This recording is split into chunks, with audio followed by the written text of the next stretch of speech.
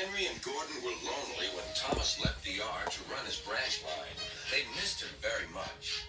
They had more work to do and had to fetch their own coaches. The big engines thought they were too important to fetch coaches. James grumbled too. We get no rest, they all complained. But the coaches only laughed. You're lazy and slack, they answered. Altogether, the engines were causing Sir Topham Hatt a great deal of trouble. The big stations at both ends of the line each have a turntable. Sir Topham Hatt had made them so that the tender engines can be turned round, because it is dangerous for them to go fast backwards. Little tank engines like Thomas don't need turntables. They can go just as well backwards as forwards. But to hear Gordon talk, you would have thought that Sir Topham Hatt had given him a tender just to show how important he was.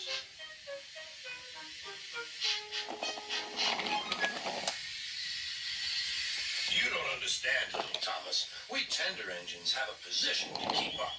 It doesn't matter where you go, but we are important.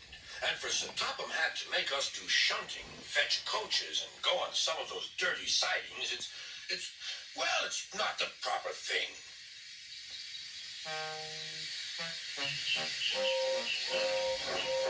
Thomas chuckled and went off with Annie and Clarabelle. Disgraceful, Gordon hissed as he ran backwards to the turntable. The turntable was in a windy place close to the sea, and if he was not on it just right, he put it out of balance and made it difficult to turn. Today, Gordon was in a bad temper, and the wind was blowing fiercely. His driver tried to make him stop in the right place, but Gordon wasn't trying. The fireman tried to turn the handle, but Gordon's weight and the strong wind prevented him.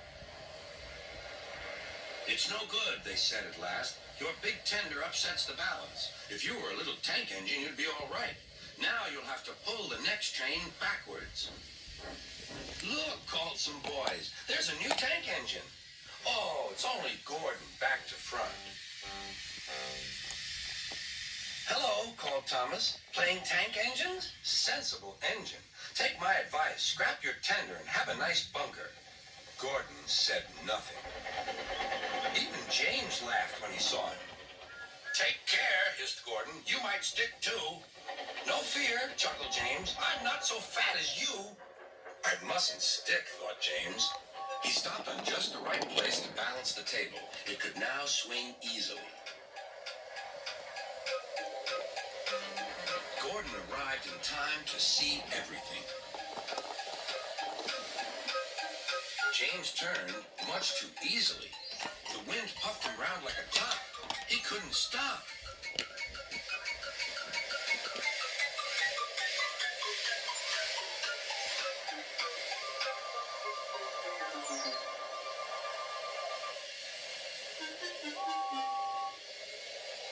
Well, said Gordon. Are you playing roundabouts?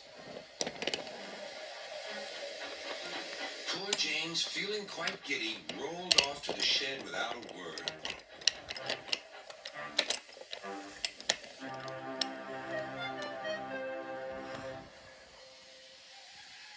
That night, the three engines had an indignation meeting. It's shameful to treat tender engines like this. Gordon has to go backwards, and people think he's a tank engine. James spins round like a top, and everyone laughs at us. And to add to that, Sir Topham Hatt makes us all shunt in dirty sidings. Ugh! Listen, said Gordon. He whispered something to the others. We'll do it tomorrow. Sir Topham Hatt will look silly. The engines had decided to go on strike.